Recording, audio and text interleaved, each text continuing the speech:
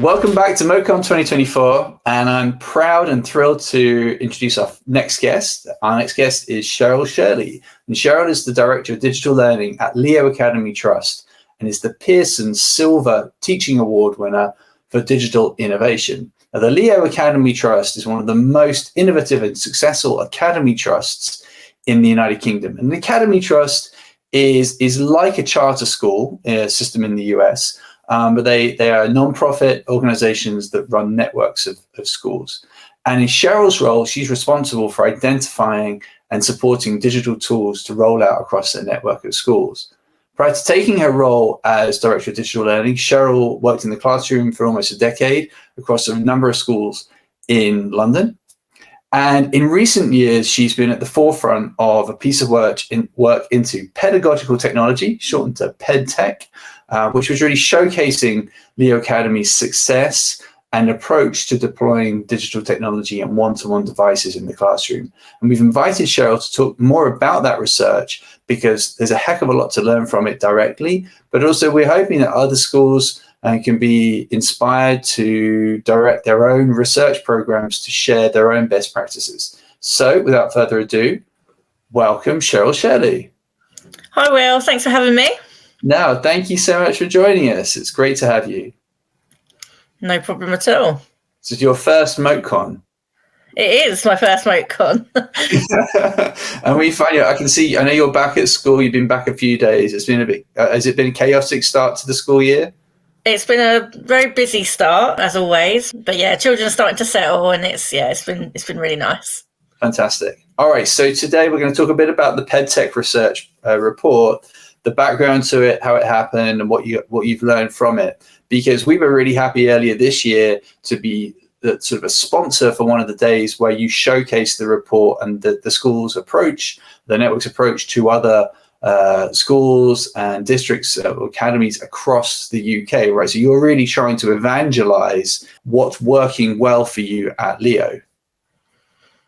Yeah, absolutely. I think, one of the things for us was that we started our one-to-one Chromebook project while I was in class back in sort of 2019.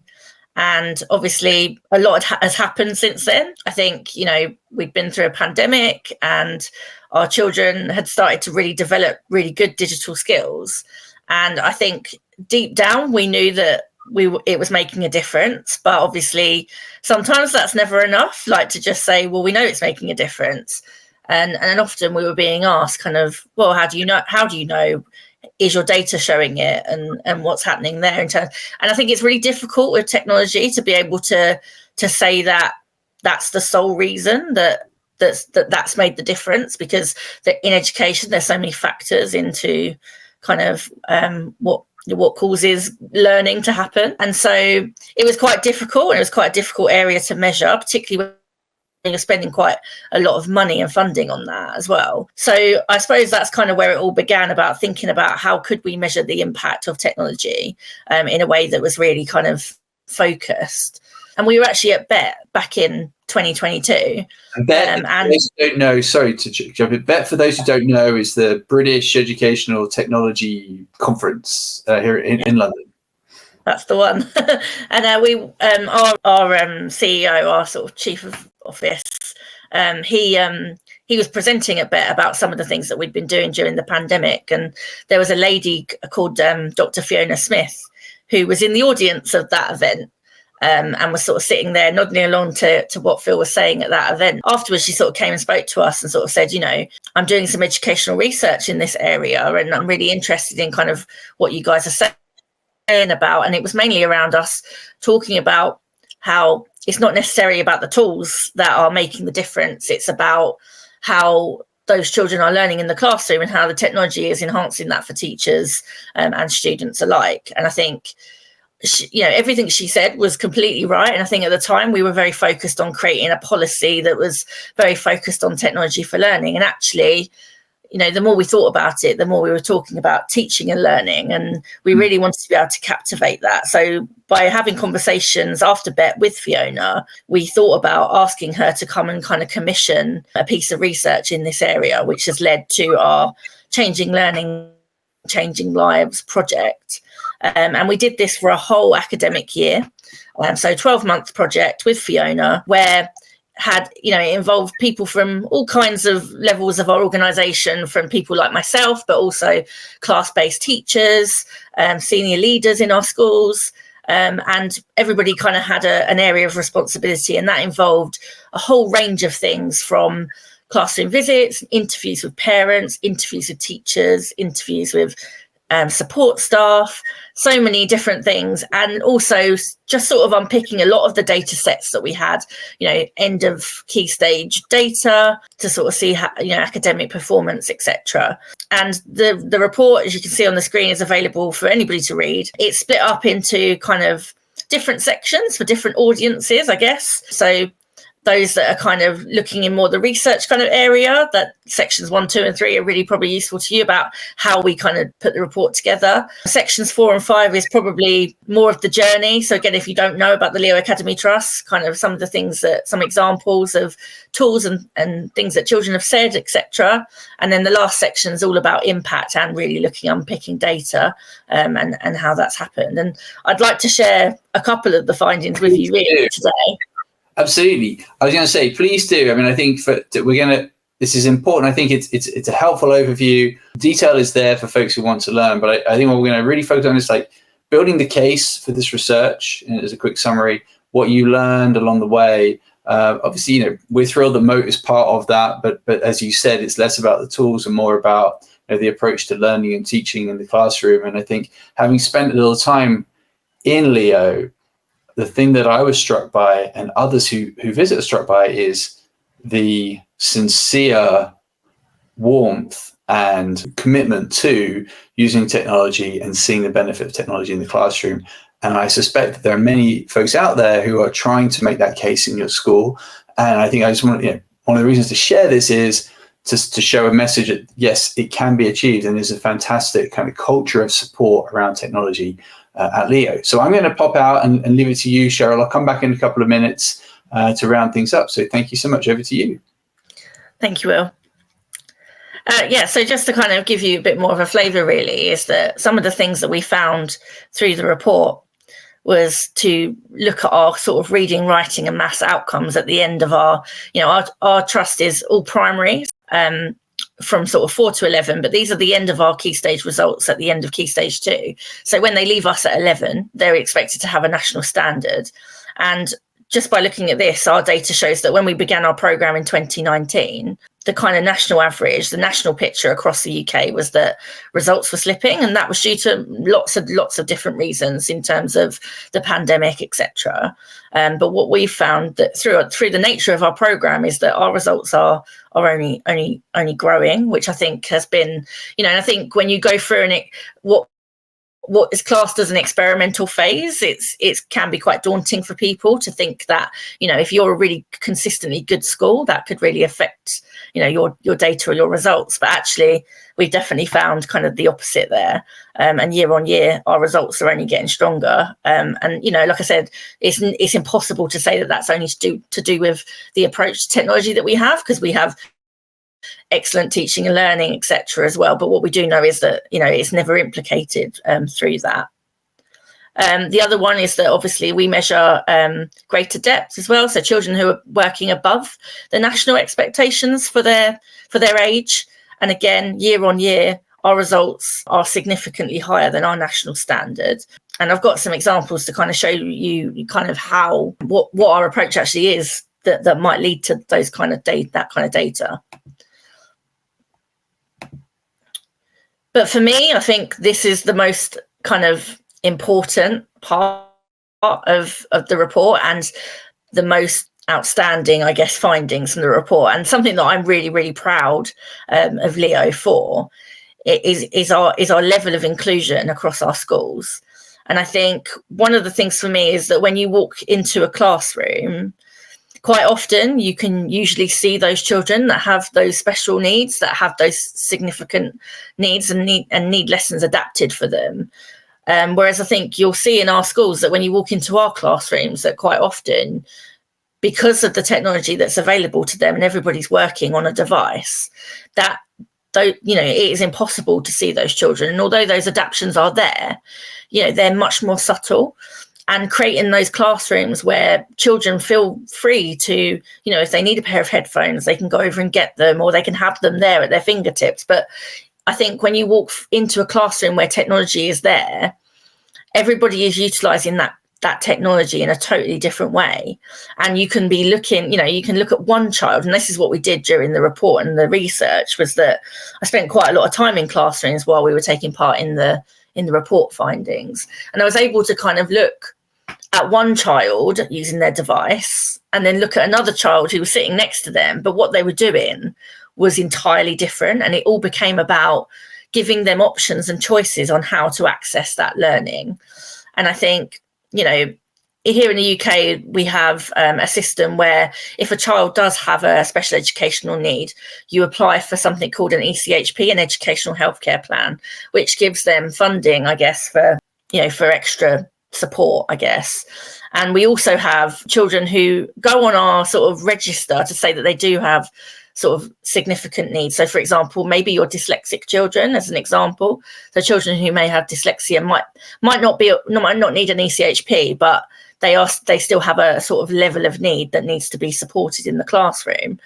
But what we found throughout the report is that year on year, the amount of children that we're having to put on that SEND register is lowering year on year. And although the number of children with ECHPs is very similar, we still have children with high needs, and those needs need to be addressed. And they have, you know, they do still need adult support, etc. We also have a lot of children who are more self-sufficient as a result of having technology. And as I said, I think just take a minute to look at that picture on the right-hand side and think about your classrooms and the children who have needs in your class.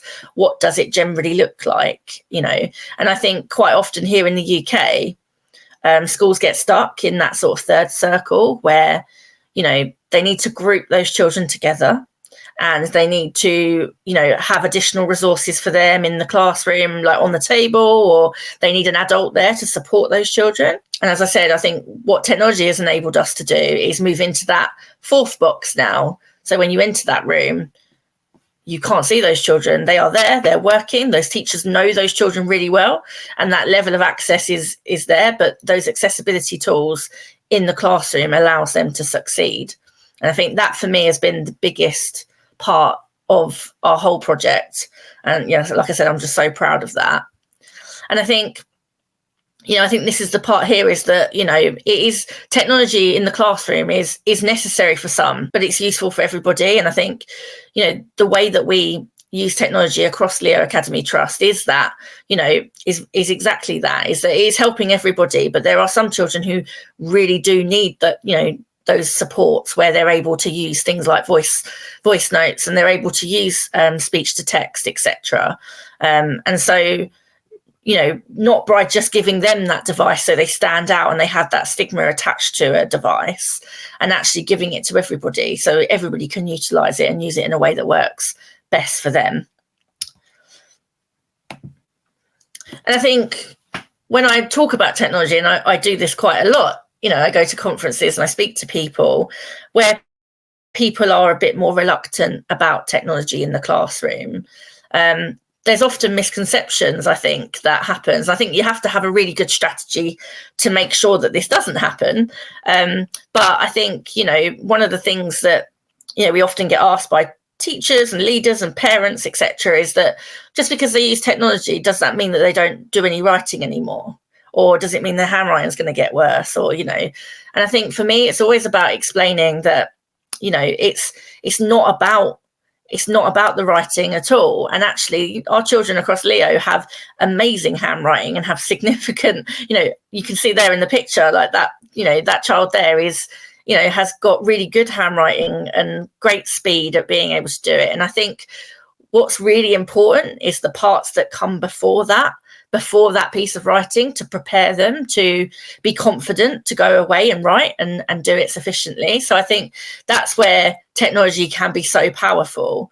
So just here in the picture, you can see on the left-hand side that, you know, the children have been collaborating together in the previous lesson, got all their ideas together. They've they've come up with ideas. Maybe they've looked at different word types and they've come up with different adjectives to describe whatever it is they're writing.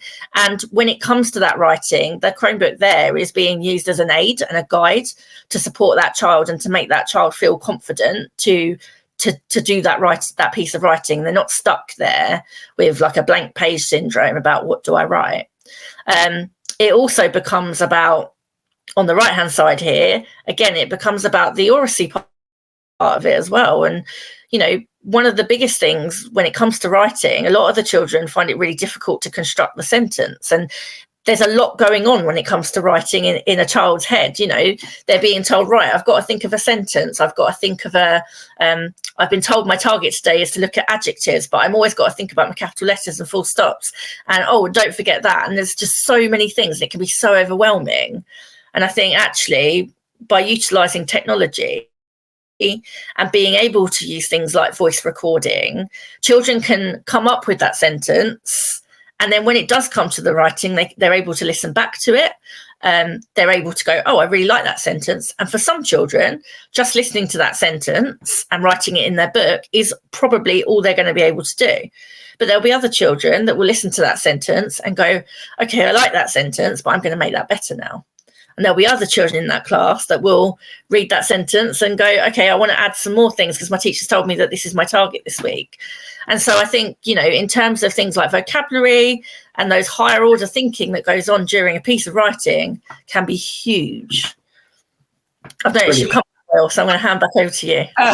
No, I just popped in because when we spent a little time with one of your schools back in May, and we spent some time in the classroom with students, and they were integrating Mote into their story writing process. And I was just so thrilled by that, and it was such a wonderful application of Mote, because they were, as you say, it wasn't about working totally on analog or digital. It was using this digital tool in service of a kind of creative goal, and I really love that, and I want to definitely, I need to follow up, and I want to work with you on a case study around that, because I thought that was such a cool idea, and I don't think we've ever showcased that.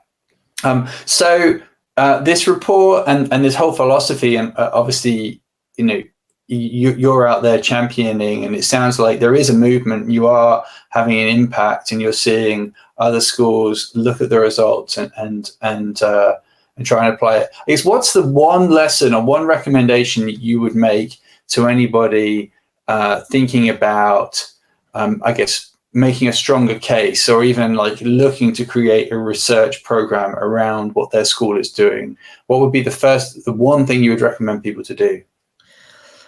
I think it's just to quantify what you want to achieve. I think that's really important. And I say that, with loads of experience, but I think we never set out to achieve what we did achieve with tech. I think at first, when we first started out, it was about developing children's digital skills and things like that. And I think what we found through doing the report is that there was so much that has happened as a result of this one-to-one project. So I think it's about really articulating what your focus is, if that's where you're starting out, and just thinking really carefully about that. I think one thing that came across to me was that there is a strategy for what the trust is trying to achieve, and technology fits clearly within that strategy. And therefore, when you go and ask a teacher about technology, they can relate that to the overall goal of the school and their individual goals as a teacher. I feel like that helps with the buy-in and consistency of approach across the schools that you work in. Yeah, I think, like I said, when we started out, we thought about technology being the bit of this add-on. We were in a phase where you had to go through that, I think, to start with. But I think hopefully our report will help people not have to do that, because we've done it, and there's lots of on the report, there's lots of kind of lessons learned that we've, it's not been plain sailing. Things have happened, and I think we'd like to think that we could move schools on quicker as a result of us being on a longer journey. But I think definitely now, when you walk into our schools, it's just good teaching and learning, and technology enables it. And I think, anything that you think of that makes good teaching, if I asked you to write a list of all the things that make a good lesson, all of those things could feature technology in one way or another. Yeah, fantastic. Cheryl, I loved hearing the overview. It's a great story to share, and I hope others out there I'm sure others out there will take something away from this and hopefully build their own case for research and sharing their own best practices. So, thank you again for joining us today for MoteCon, and your first MoteCon. Yay! And for everyone who's joined, stay with us. We'll be back in a minute or two with our next session. Thanks. Bye-bye. Thanks.